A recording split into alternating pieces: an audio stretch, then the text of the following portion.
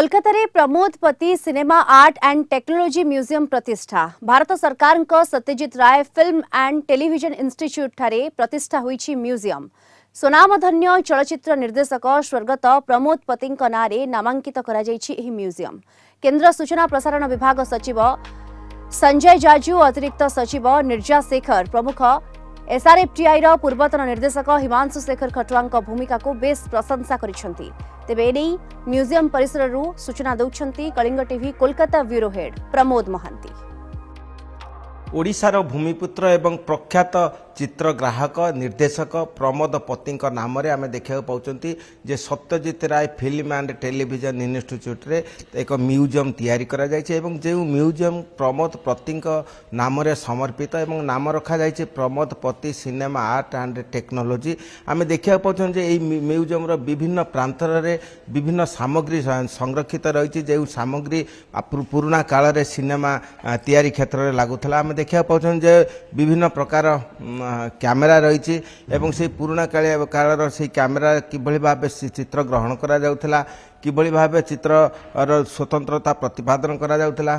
ता एथिरे दर्शा जायछि। एवं अन्य पक्षरे आम जदि देखिबा जे विभिन्न प्रकार लाइट मध्य एखारे संरक्षित देखा रही एवं विशालकाय लाइट एवं से लाइट रो विविधता मध्य एठारे प्रतिपादित हुए। विभिन्न लेंस को एठारे संरक्षित करा जायछि एवं मेकअप रूम ठारू आरंभ करी सेही समय चलचित्र निर्माण पाई जहाँ जहाँ आवश्यक एवं विभिन्न विभाग को एठारे संरक्षित करा जायछि, जहाँ द्वारा प्राचीन एवं वर्तमान मेलबंधन घटिबो एवं नूतन पीढ़ी भविष्यत पीढ़ी एथिरु अनुप्राणित हेबे। एठारे आम देखा पाते विभिन्न विभाग रही एवं प्रतिटी विभागर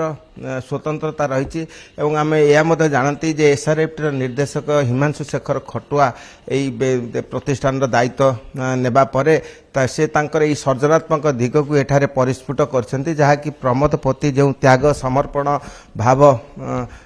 चलचित्र प्रति करथिले ता एठारे प्रतिपादित हुए एवं जो समस्त सामग्री एठारे रही ता अत्यंत मूल्यवान एवं यही सामग्री कार्यतः परित्यक्त अवस्था रही एवं वर्तमान यह संरक्षण करा जायछि। आमे देखा पाउछंती जे म्यूजियम रो विभिन्न क्षेत्र रे विभिन्न प्रांतर रे विभिन्न विभाग रखा जायछि जो विभागर विविधता रही एवं जो विभाग अतीत रे चलचित्र निर्माण पाई सहयोगी होउतला। आमे देखा पाउछन जे निर्देशना ठारू आरंभ करी प्रयोजना ठारू आरंभ करी चित्रग्रहण ठारू आरंभ करी साजसज्जा एवं प्रतिटी विषय एठारे निहित रही। आमे देखा पाउछन जे एथि बड़ प्रोजेक्टर रही एवं